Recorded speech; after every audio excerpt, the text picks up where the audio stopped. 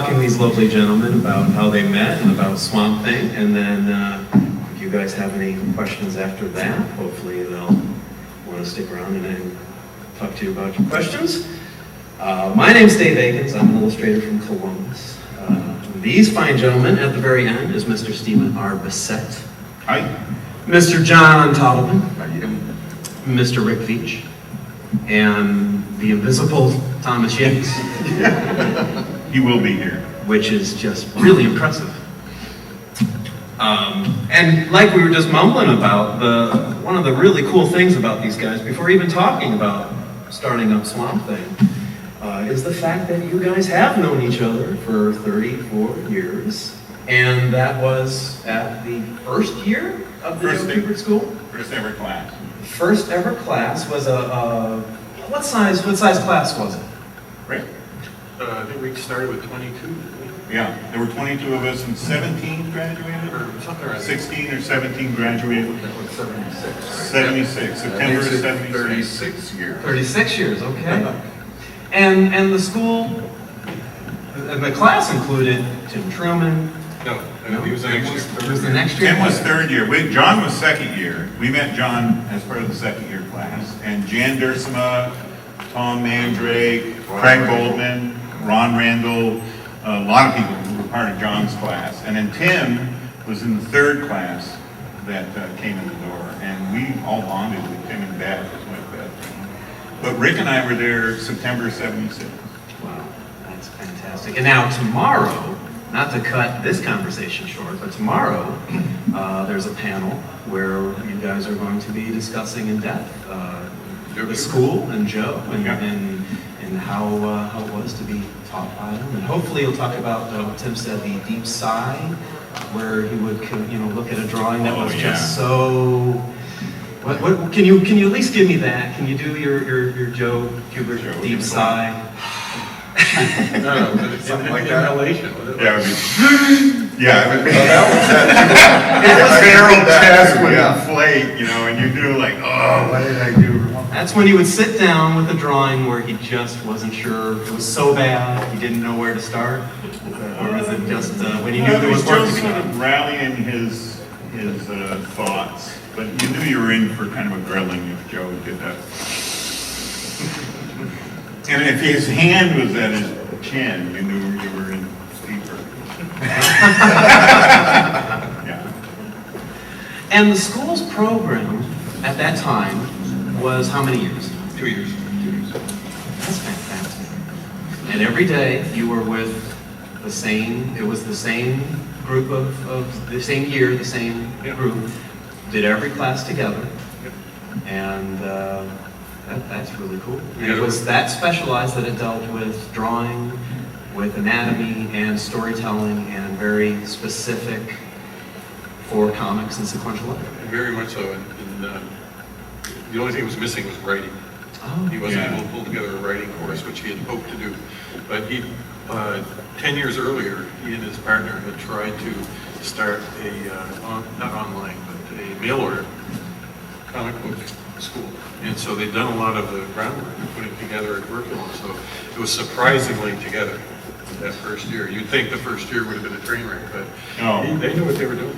Well, it's pretty wild because I went to Columbus College of Art and Design, and which was funny because Tim went there for a year in the 70s before the Kubert School, and he left 1 year there, went to another school, left a year after there, and then really enjoyed, found his place with Joe's school. And we actually, even though we were 20 or 15 years apart at the college, the same guy ran it still when I was there. At the very end, Joseph Canzani, and he blew on him, he fell over. But their boot camp first year was, everybody had to do a taste of everything. And the boot camp was everything, and then you picked your major and blah, blah, blah, blah. So it's always interesting for me to meet people who went to a school where you knew what you wanted to do, or you knew that that's what you wanted to dive into, and that's what it was. What Joe and Muriel had together in that first year, we had Lee Elias, who was one of the great comic strip and comic book artists. Lee Elias did a lot of the Harvey horror comics of the pre-code, and ghosted for Milton Caniff. Rick Estrada was one of our instructors, one of our favorite instructors. Rick would always work in a religious message with his assignments, which we would ferret out in a heartbeat and subvert with our completed assignment. Kelly Harris, who taught production, she was married at the time to Jack Harris, who was one of the DC editors. Dick Giordano taught inking. The guy who inked Neil Adams' Batman was our inking instructor. He would bring in Neil Adams pencils. Yeah, he would bring in, and he was working on Muhammad Ali's Superman, and geez. he brought in some of the pencils of the Superman, right, it was right around that time.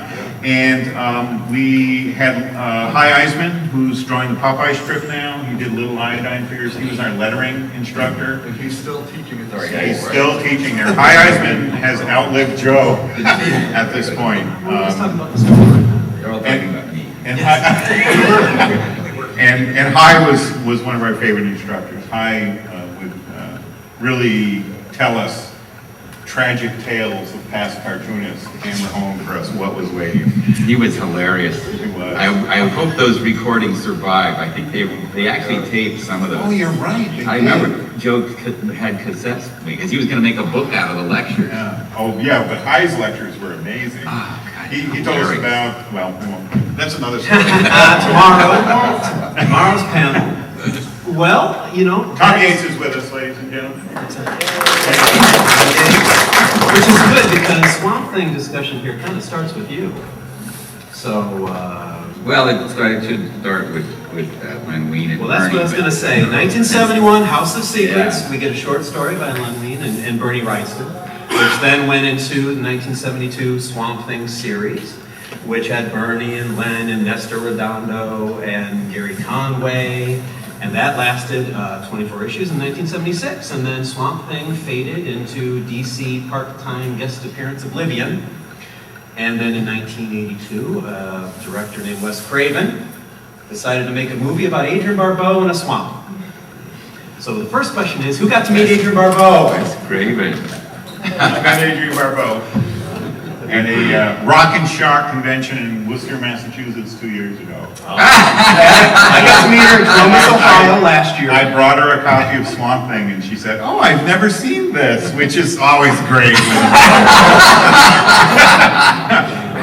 Adrian. And I have a photo That's standing great. next to Adrian. Oh, that's hilarious. So in all seriousness... But I didn't say to her, Adrian, I have a copy of the MGM DVD they pulled off the market with your European nude scene, which is true. And Swamp Thing? There is a first pressing of the MGM Swamp Thing DVD that had the European cut of the film where Swamp Thing actually puts his hand on Adrian's bared breast to cure her. Remember, she gets shot and he cures her with his healing power? I've tried to use that before. Unsuccessful. You can do that? Anybody who needs it. Yeah. So you didn't threaten her with this, right? I didn't bring it up at all because I didn't want to. It was my one moment to meet Adrian, and I didn't want to mess it up. So at the same time, in 1982, in that era, DC decides to bring Swamp Thing back in the new series, Saga of the Swamp Thing. Len, I guess, has Martin Pascoe writing it, and they hire a guy named Thomas Yeates to Right. pencil and ink the book, Right. which now had backup stories in it, but still, Yeah. lots of work. Thank God for the backup stuff. Dan Spiegel. There's less pages per month. Yeah. So how did you get that gig? Well, we all were trying to get work. Got out of the Cooper School. We all graduated in '78, and so we immediately started pounding the pavement. And it's a pretty tough market at the time. We'd gone on a field trip to DC Comics, wherein Paul Levitz came out and told us that, you know, DC was imploding and good luck, guys, because it really sucks. And it's like the most downer discussion you could ever imagine. We're all going back to New Jersey. What is that? You know?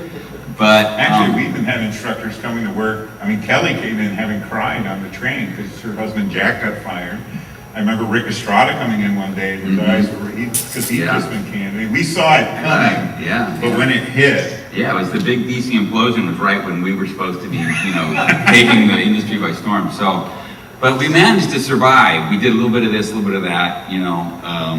undergrounds. Joe would throw us these weird bones, you know, like I did proofreading, you know, all night one night in some place I got driven to in the middle of nowhere in New Jersey. Did you guys get in on that? You remember the proofreading gig? I mean, I can't spell, but it didn't seem to be the issue.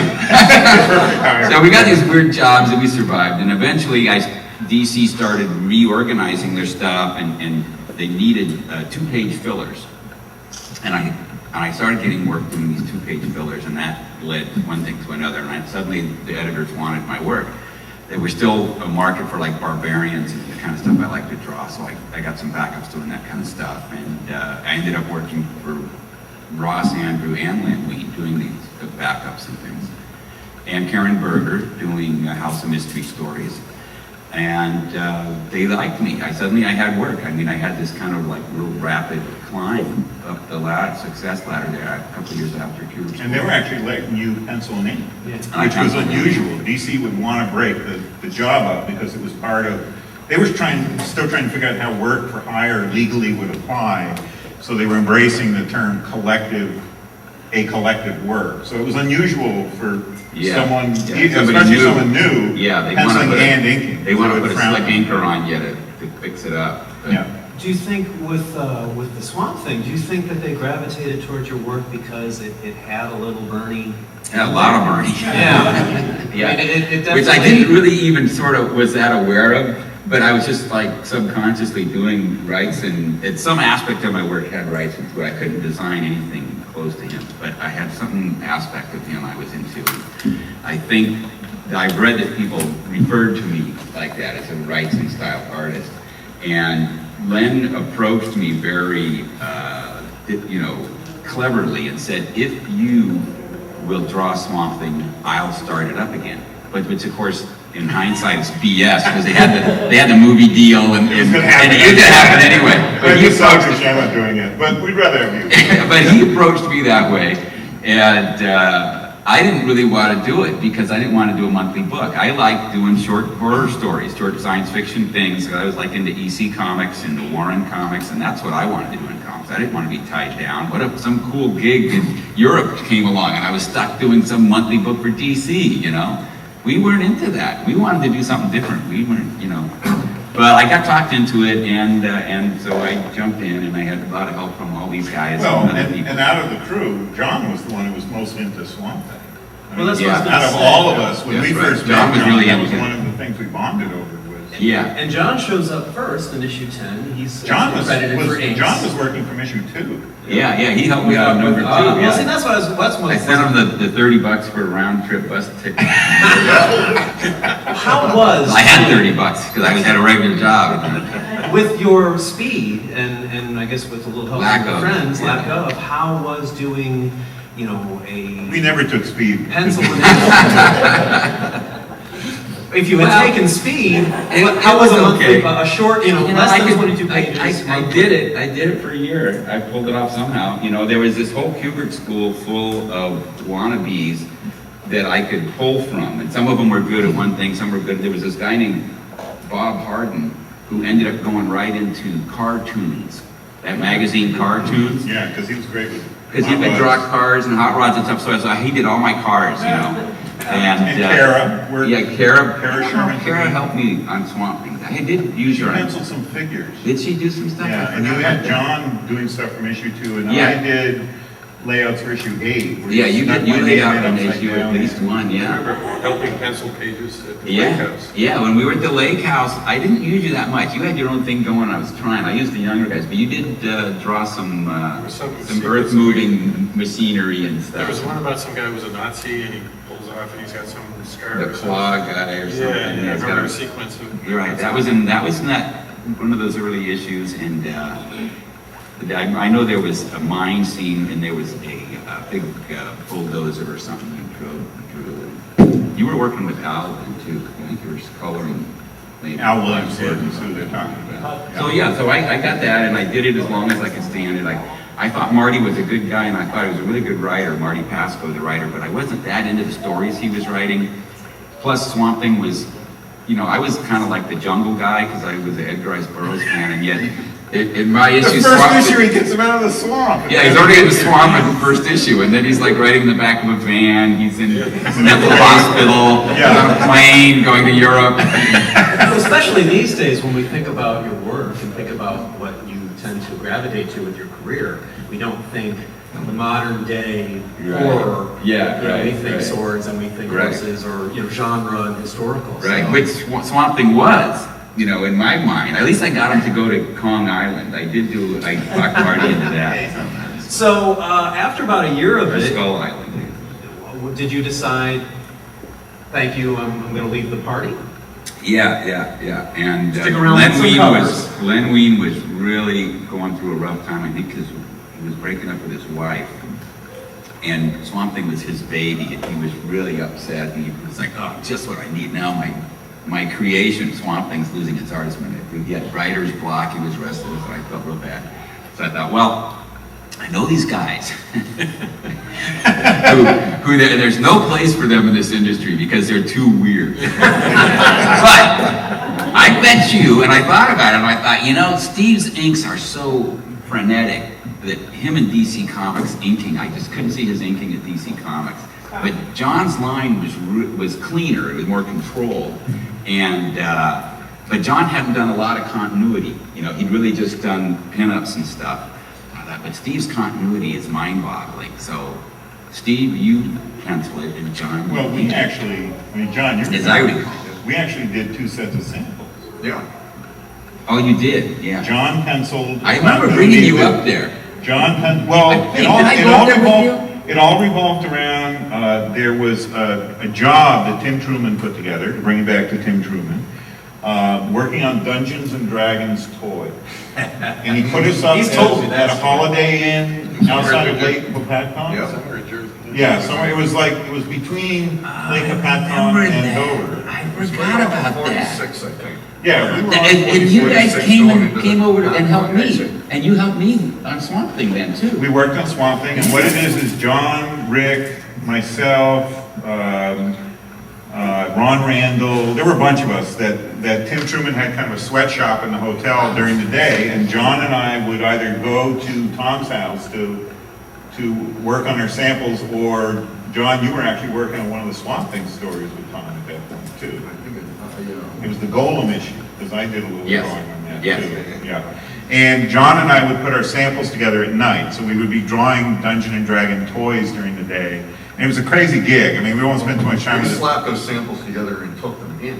Yeah, we brought them into Len, that's right. I remember you And- guys and- in the office. Was I with you on that trip? Maybe I think I can see brought you us guys up. in the office We and met Glenn Len- looking we at met Len at the art. and John Yeah. penciled a 2-page sequence of Nuke Face, which didn't exist as a character at that time. That was John's character, Nuke Face.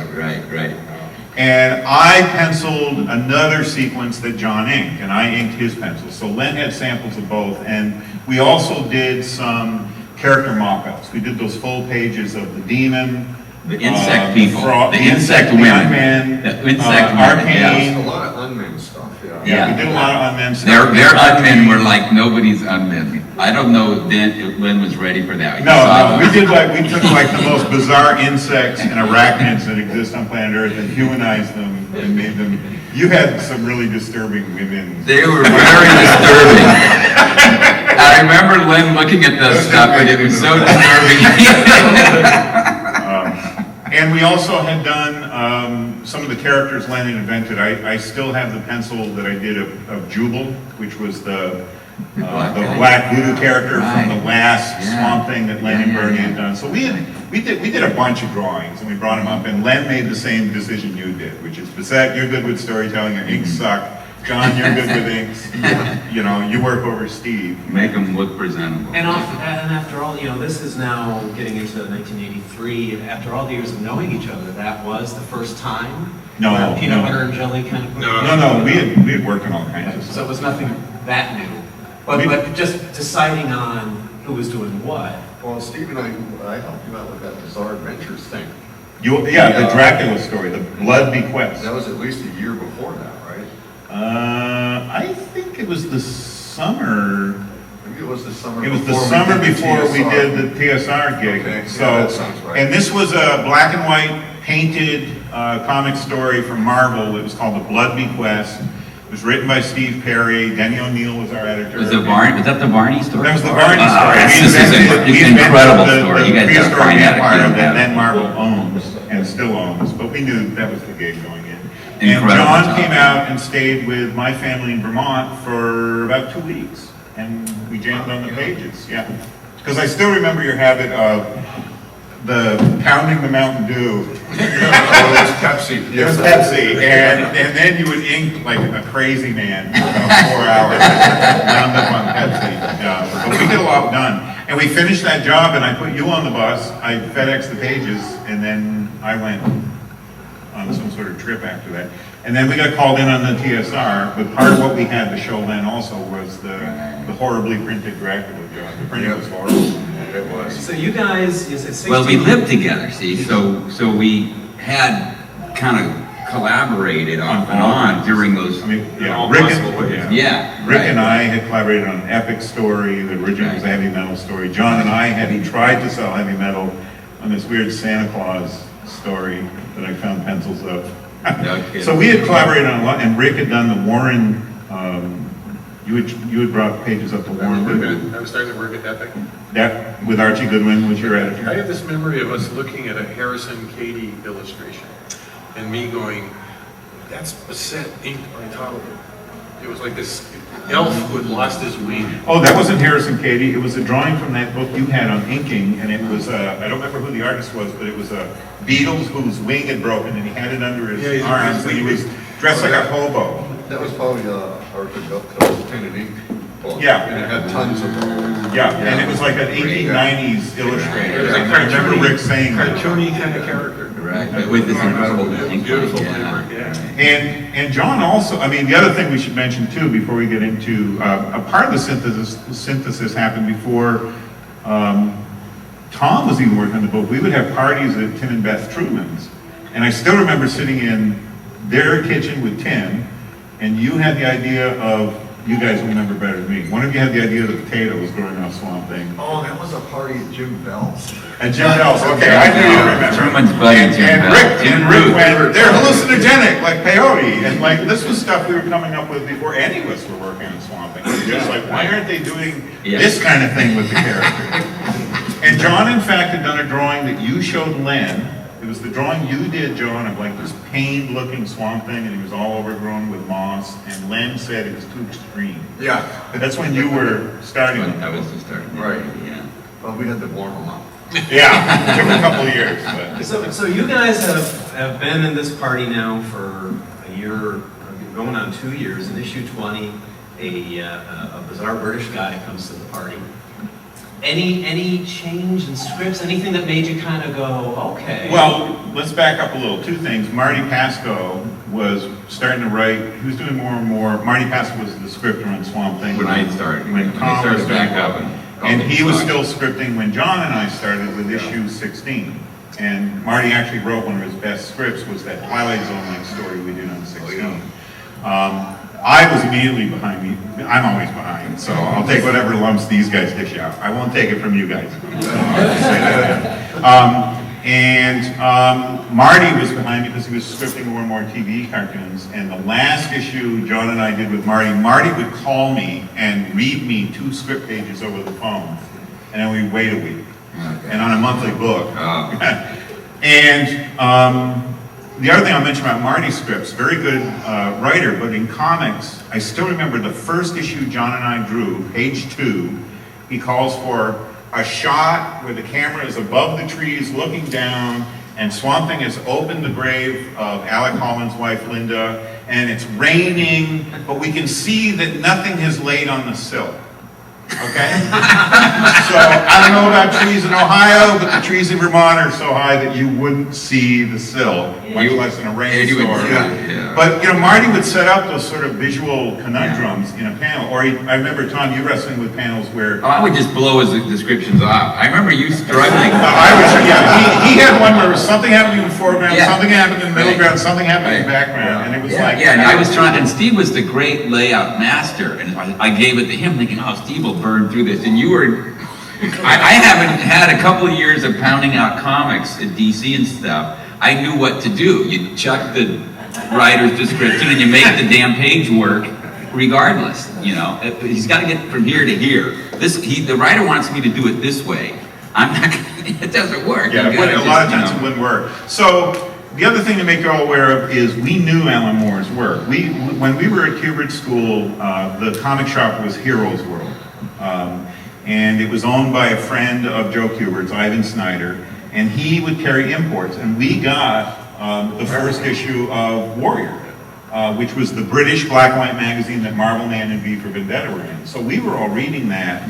So we were aware of Alan's work on Marvel Man, V for Vendetta, and the 2000 AD stories he was doing, because I was getting that stuff from overseas. Weren't you also, both you guys, actively looking for a horror comic? Yeah, we wanted horror. You had a plan already, even before Alan. We wanted to change comics. Right, you wanted to revolutionize horror. Right. I mean, our frustration, John and I would talk about, why isn't anyone doing this and horror comics? Yeah, I just knew they were the guys for the job. I said, Len, don't worry. I know that I'm leaving, but it's going to be okay. So when Len called saying, we've got to replace Marty, and I'm thinking about this British writer, John and I were ecstatic. We were like, it's Alan Moore! Like, this is the best thing that could have happened to us. Yeah. And we'd never seen Alan's scripts, but because we'd read the stuff in Warrior, Yeah, he was doing Marvel Man.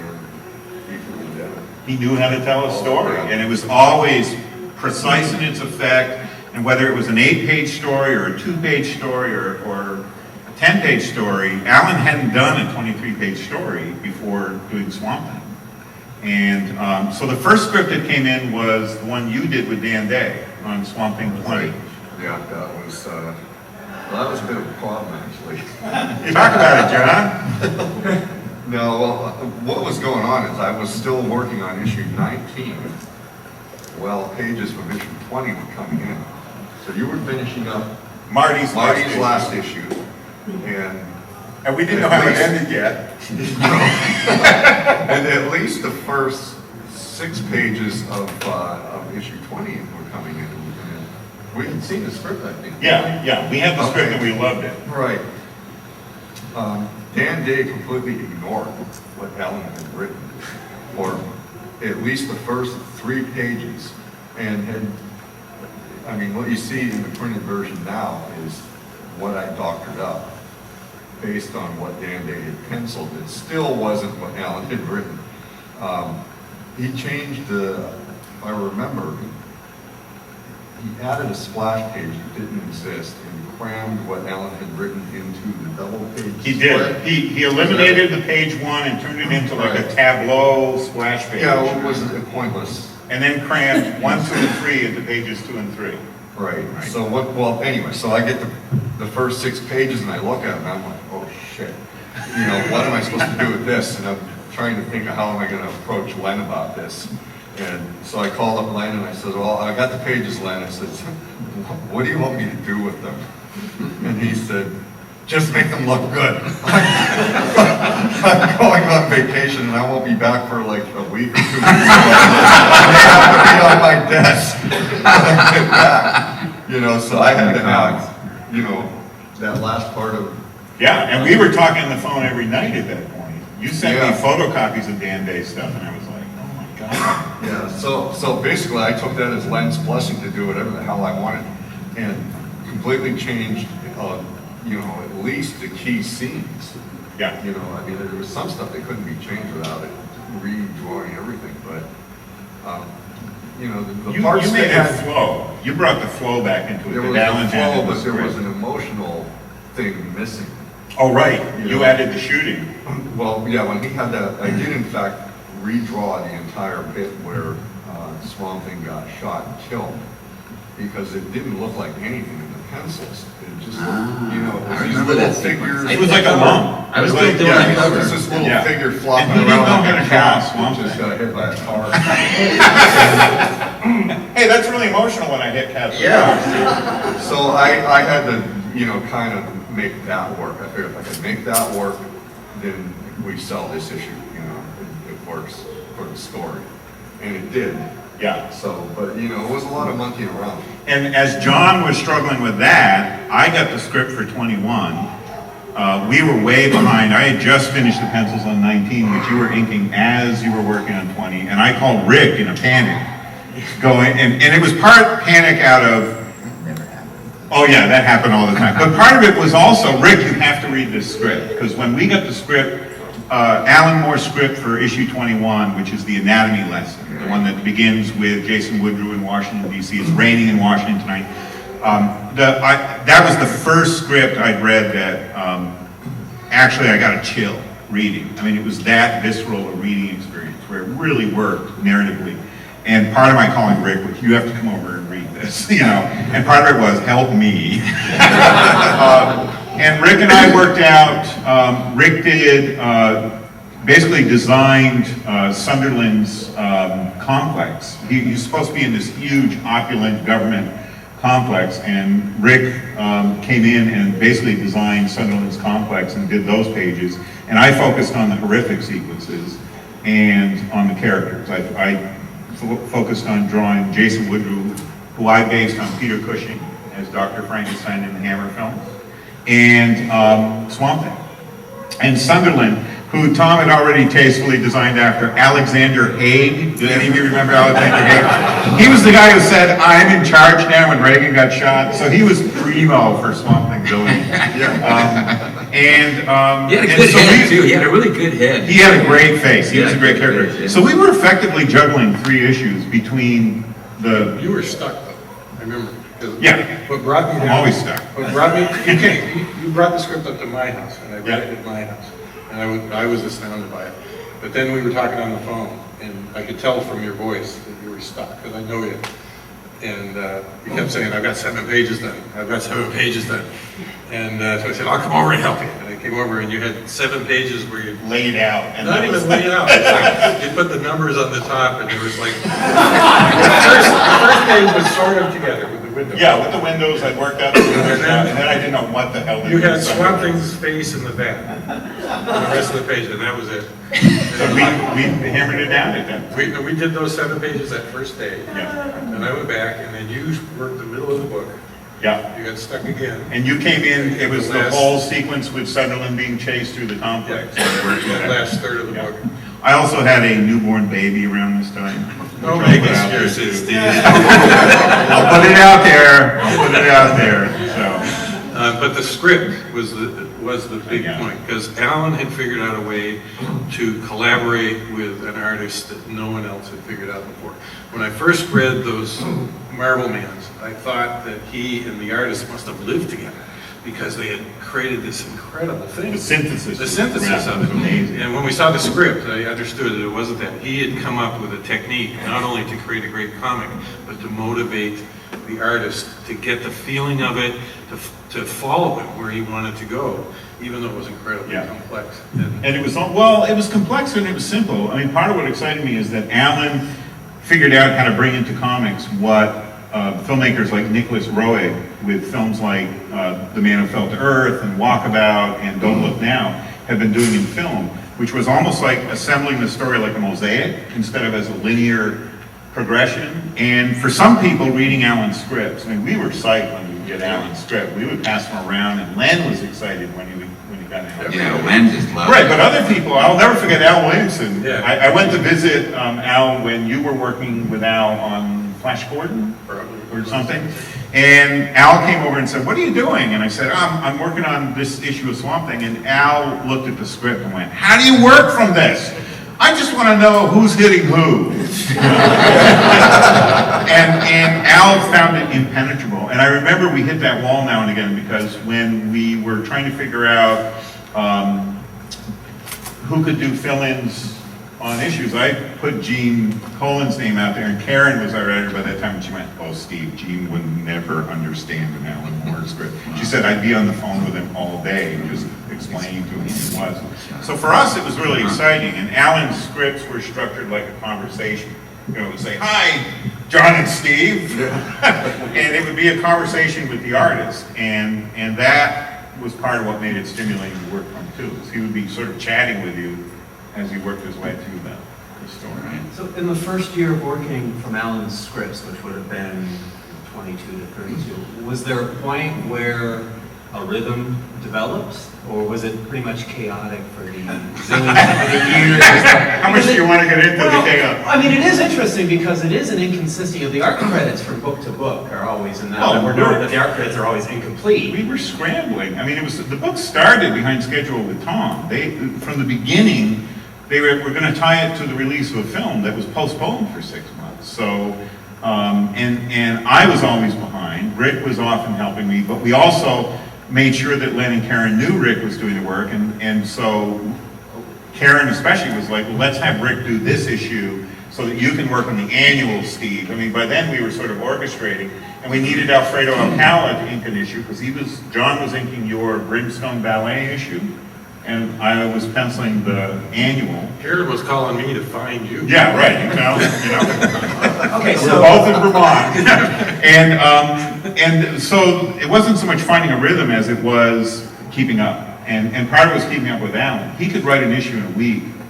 He wrote some of those things overnight. Well, he wrote the number 29. He wrote overnight, which was the issue that lost the code. Yeah, because he had to rewrite it, I think. Well, no, we did no, Nuke but- Face. We did Nuke Face, and Karen said, "This is a good script, but it's too slow paced. Let's save this for a later in the run." Right. And so Alan He had had to to come up with something else. He had to pull a 23-page script out of his butt in, Yeah. 48 hours, and it turned out to be, the issue that lost the code. It would come in and there wouldn't be a word out of place. Exactly, yeah. You'd expect Well, it. certain letters would be above other Yeah. letters because it was typewriter. You could always tell it was It typewriter. was a Yeah, he could run it perfect. right off the edge of the page. That's right, yeah, right. But the scripts were fine-tuned and perfect. And I didn't understand how Alan worked until John and Michelle and my wife at that time, Nancy, that name now is Marlene, and I went to England, and we finally saw Alan's thumbnails, which we'd never seen in our life. He had the thumbnails pegged up, and Alan's workspace was like one of these folding chairs with a typewriter and 2 slag heaps of paper on either side, with things stacked to the wall. That's where he was doing all this. So now, if you're constantly trying to keep the house from burning down, the Swamp Thing, issue 34, a gentleman here, John, you decide that you want to paint the cover. Oh, that backtracks too, though. John, go Yeah. ahead. Well, yeah, I mean, I had approached them about doing painting covers early on, but they only really did that on certain things. I mean, Prestige books. if you want to call it. But they would get people who weren't really painters. So they would get somebody like, I don't know, whoever a popular DC artist was at the time, and we thought maybe he might try standard painting. Garcia Lopez. But somebody like that. Yeah, or, who was you know, a great cartoonist, but didn't have the painter. Yeah, I mean, I can't even remember who, but they would get those kind of. Yeah, it looked like a drawing that had painted, it was painted, it wasn't like painterly. Now, but John wanted to do a painted cover, so John and I did a comics journal cover. And Right. that's what we showed Karen to say, look, John can frickin' paint, and John could paint over my pencils, so that we could still use the same Right. editorial process, because Ed Hannigan had to approve everything. He was the cover editor at that time. That's right. Remember that? So John, your covers and your paintings are just gorgeous and Thanks. phenomenal. What size were you doing? That particular painting for 34 was done the same size as a regular comic book cover. 10 by 15. And, about 15. how long were you spending to indulge? I think in I may have only spent about 3 days on that. We didn't have a lot of time back I then. did the layouts and pencils. I'd go through the meat grinder on the cover layouts, because Ed Hannigan, we were taught in Kubert School by a number of teachers that if you wanted to get an idea you liked through, you would give an editor 4 ideas, 2 are bad, and the one is the one that you like. Well, Ed Hannigan would always pick the bad cover idea, always, because we stopped doing that. We stopped sending in bad cover Or you ideas. designed a bad cover.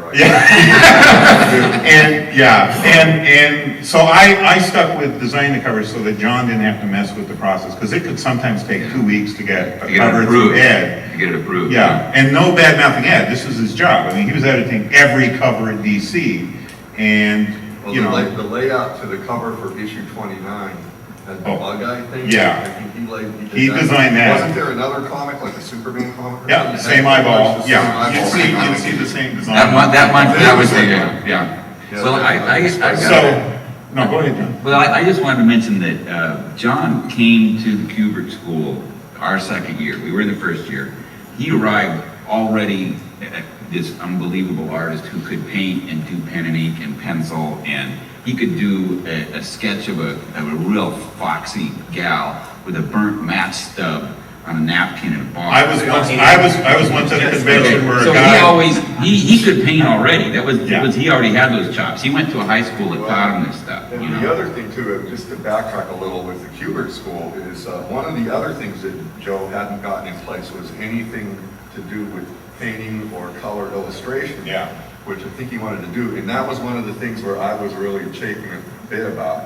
I really wanted to do more of that, and it simply wasn't available at the school. Joe's elegant solution was to throw me to Harry Chesler, who had me doing illustrations for the Rubaiyat of Omar Khayyam. In color. Okay, so I had all this experience doing those prior to getting into, oil painting on the Swamp Thing. When you brought it into the offices, what was the reaction? I mailed it in, so I don't know what. Yeah, we don't know what the rest was. We sent them the Comics Journal cover first. We made them jealous. yeah, that is what it Swamp came Thing down cover to. to that point had been that cover. Yeah. It wasn't that DC comic. And they couldn't use it because it was ours, so. Two other things I should mention is, Harry Chesler, who John referred to. Harry Chesler was the first person to give Joe Kubert a job in comics, right? Joe was the 11 story? or something, yeah. Didn't he have Joe sweep the studio? Yeah, or that's the something? story, yeah. Workshop. And Harry was sort of the godfather of the Kubert School.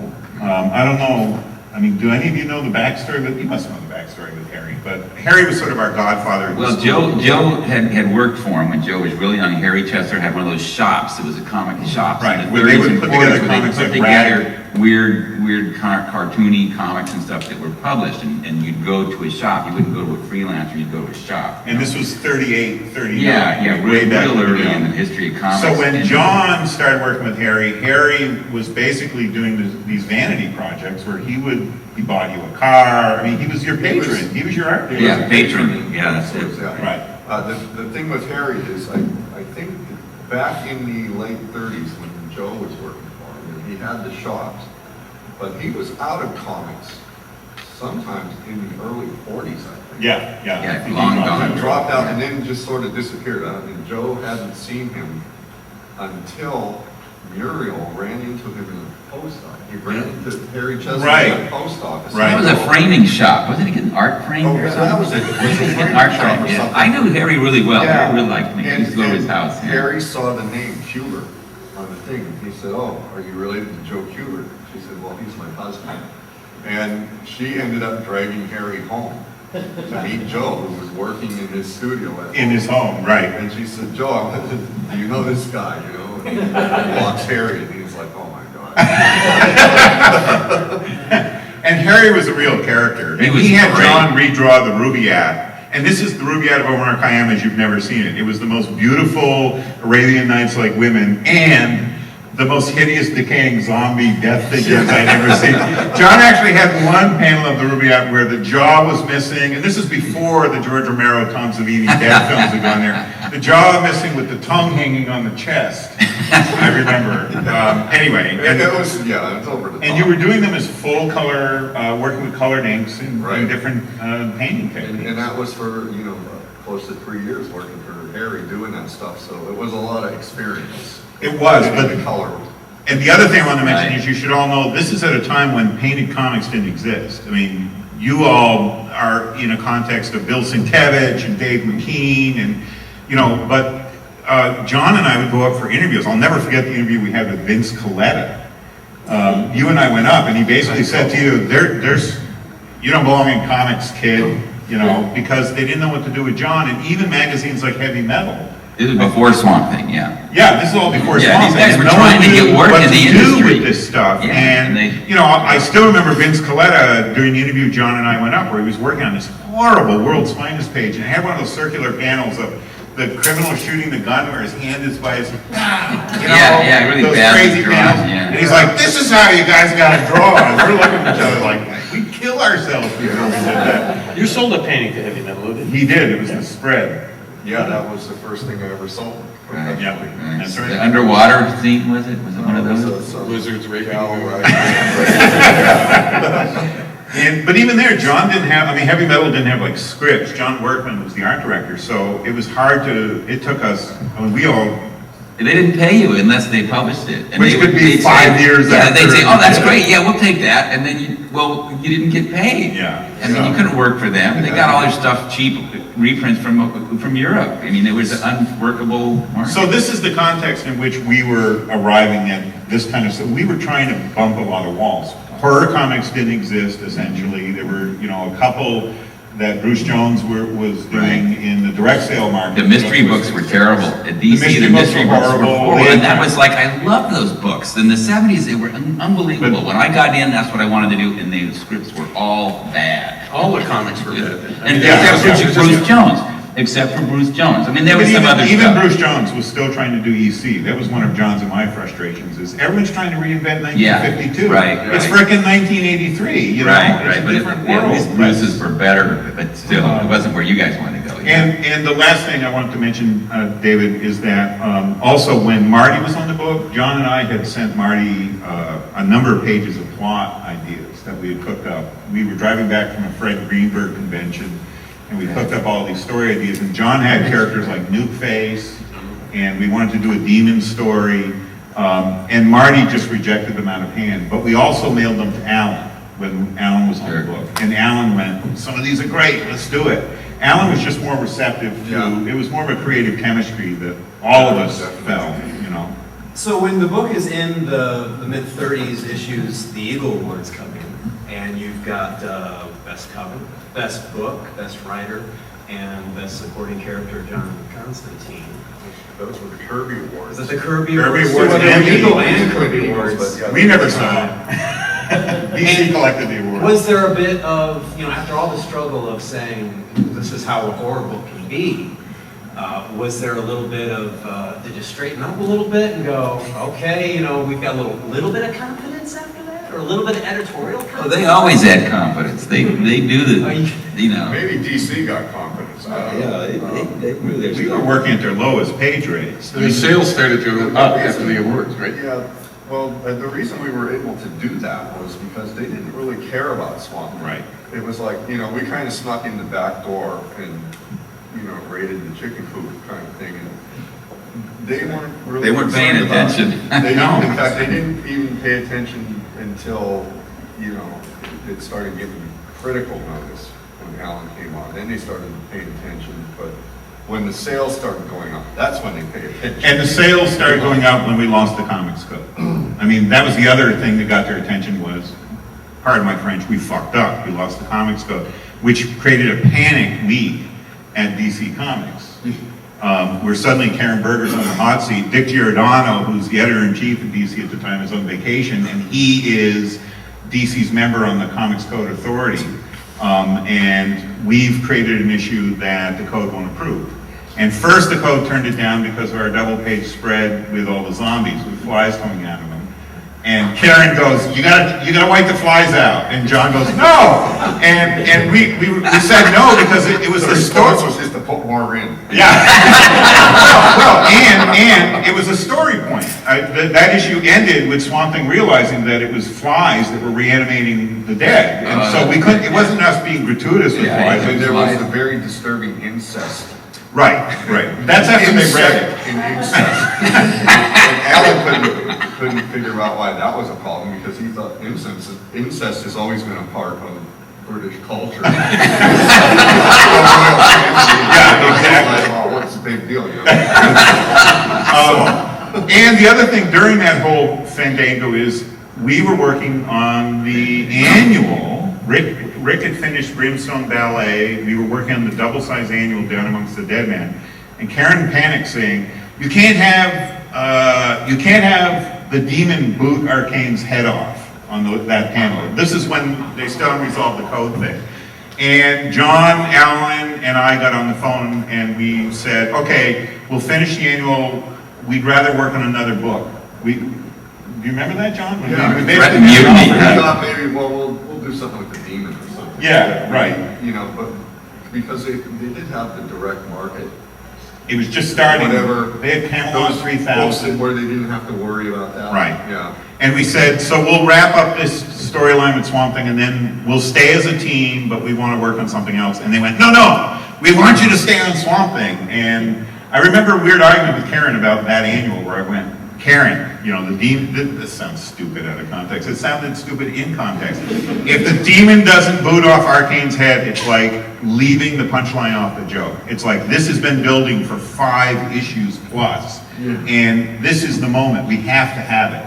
And she was like, well, could you tone it down and put it in black or so on? We're like, no, you know, it's Arcane. And these are the kind of dumb conversations we're having. And then finally Karen called Relieve one day going, we're putting it out without the code, but you're gonna have to tone things down. And the sales went up with issue 29, the response from the direct sales market. But they'd already made the decision because Rick, you penciled the last issue. No, I penciled last issue with the code, number 30. Well, didn't Dick kind of say, yeah, that's a good idea, let's not put the code on? Wasn't Dick kind of into it At some point, yeah. I mean, Dick made the final call, and that was the beginning of Vertigo. I mean, this was the beginning of Vertigo. And Dick was our teacher at the Kubert school, so he knew these guys, you know, and he knew them when they were, you know, or at least Steve. And he knew we were trouble for a long time. That's right. And he liked us a lot. And then we started, like the Love issue came out of a postcard I sent to Alan. I sent a postcard to Alan where I said, any normal woman going through what Abby has gone through would be in a mental asylum. Let's do one story where they just hang out in a swamp. And Alan ended up writing, you know, the Love issue of all Love issues. And that's where he incorporated the psychedelic. He turned the book sideways. I remember reading that when the book went sideways. Yeah, and that was the point too, where John and I mean, we would talk on the phone. Rick and I would get together at Rick's studio or at my house, and we were into the underground comics, you know? We were into Greg Irons and Victor Moscoso, and it's like, we were constantly trying to figure out how can we bring, you know, that visual. And Tom Veitch. Rick's brother Tom had written some of the greatest horror comics ever published in the 70s, and we were constantly trying to figure out how to bring that in. And the Love issue turned out to be our linchpin, where they're tripping. At one point, Karen was like, is there anything else we can do? And I was like, yeah, can we embed lysergic acid in your so that the reader starts coming on? But we were really, and at that point they were on board with us. But also I remember John at one point saying, yeah, we put the car in the road, now they want us in the back seat. I don't remember when that happened, but there was a certain point where. Well, that's the point, you know, where they think, when they do get interested.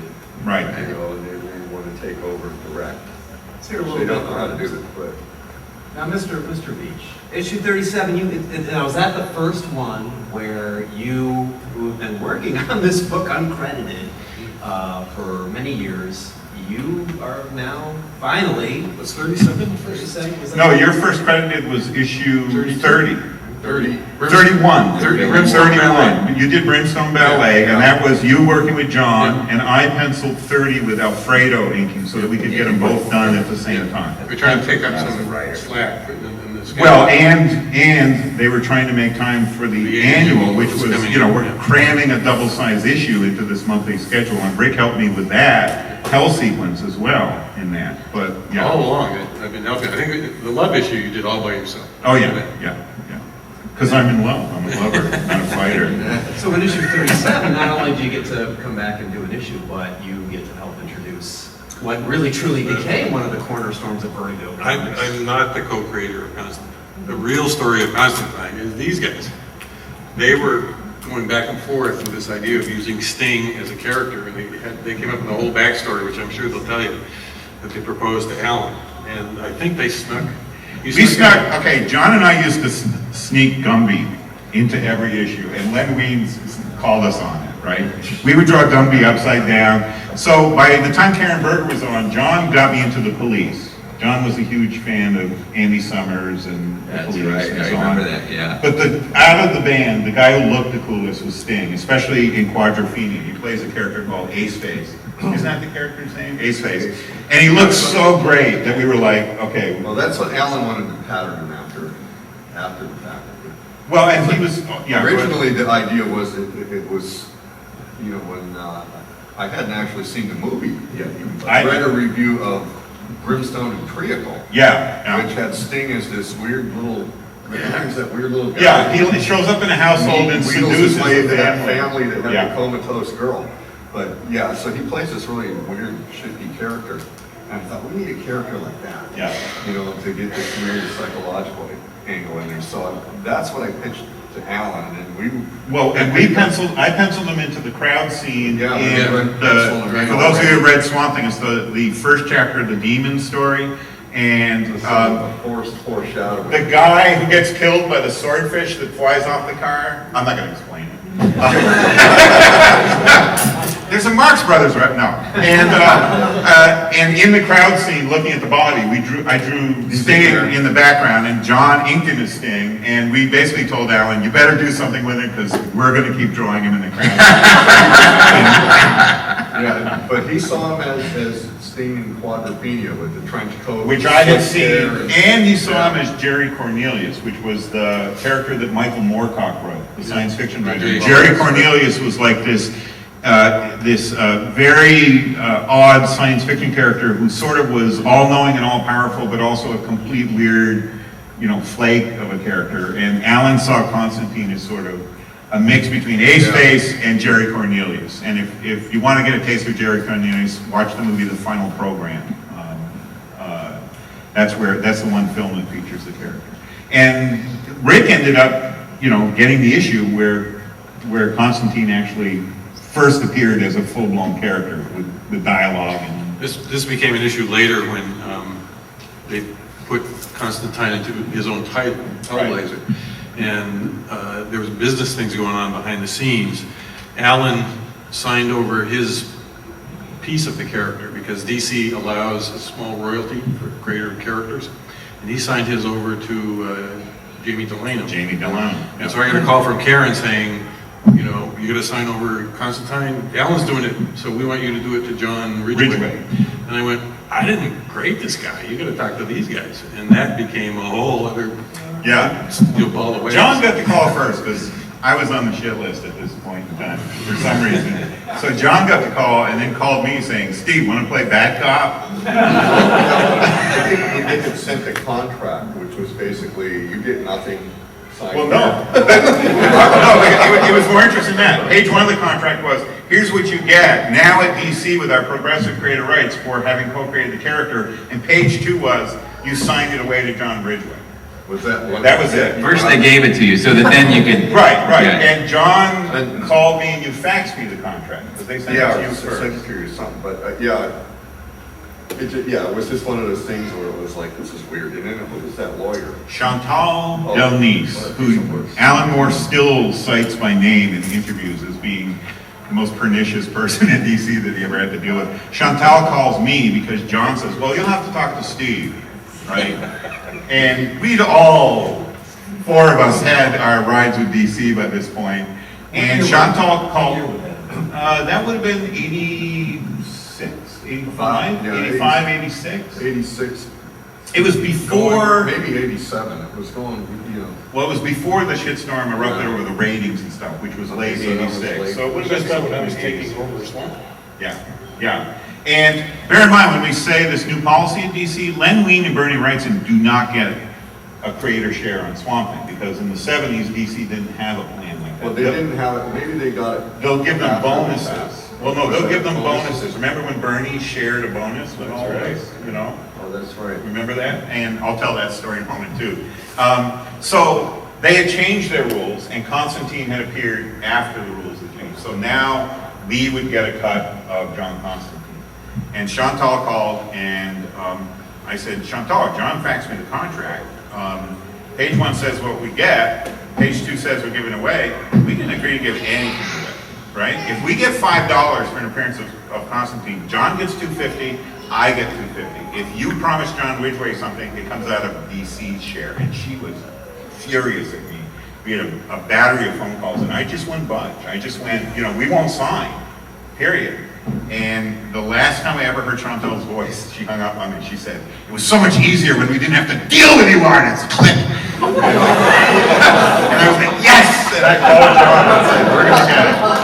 Yeah, it was a little more colorful than that. There was at least one F-bomb. I wasn't going to go there. Yeah. But we clean for the family audience. But we did get a share, and we still get a share of Constantine, and years later, it came up again, and that's when Rick was folded into getting another share that had been deeded to Alan, which he didn't want. And so buy Constantine stuff. We do get a share of the Constantine royalties. And actually, so do John Ridgway. And Yeah, John Ridgway and Jamie Delano. Jamie Delano. Right, but to me, it was just the ethics were clear cut, you know, if they had promised John Ridgway something, fine, pay him. And she was trying to shame me. You're Mr. Creator Rights, why don't we want to take care of John Ridgway? Because you promised John Ridgway something, you know? Yeah. That's We great did. hypocrisy for your Mr. Creator Rights, give up your own. Well, that's, you Yeah. know, they had worked out something in bookkeeping and we were a problem, you know, so. My personal favorite, and to self-indulge for a sec, I think issue 50, which is the DC Universe, all the magic characters and George Perez's Memento from the Doom Patrol. One of just the coolest, weirdest issues that I'd ever seen. I think I was 13 when that came out. And I always enjoyed seeing you guys do other DC Universe characters because some of them just did not fit at all. And it was wonderful to see them. Firestorm and Firestorm, Memento, yeah, he and looked- it was yeah, so like this great big to nose see and- all these yeah. demons that you guys are coming up with that make us scared to meet you, and just normal people that you guys did, and then all of a But sudden, they're insane characters. I mean, Rick did almost all the superheroes in that issue because I had it by that point, and I was just like, I am not drawing fucking Mento. I remember John on the phone with me going, "Where's Firestorm's brain?" It's like a shit fighter, you know, with legs. You know, so Rick and Alan were already making plans on where they were going to go, where it was going to be more of a science fiction orientation. Well, also, I really like what he was doing with the superheroes. And he was bringing him into the Swamp Thing universe. He was taking over the It's DC. brilliant. And I hate him. And Constantine, that was the great thing about Constantine. He was like this weird guy going around, he'd run into Batman, and he'd sort of like have this. Rod try and Serling. take Batman. Yeah. He's like this Rod Serling guy. Yeah. Yeah. And I thought that was really cool. And I think if DC had been smart, they would have given the whole universe to Alan. He should have been writing Superman. Alan had, the Alan Moore fans in the room have heard of Twilight. I mean, Alan had this scheme for Twilight that revolved around Constantine, who was the linchpin. Okay. And the ending of Alan's Twilight is Constantine meets his older self, who has just screwed his younger self. Yes. And that was so Constantine that he Well, it was, yeah, the whole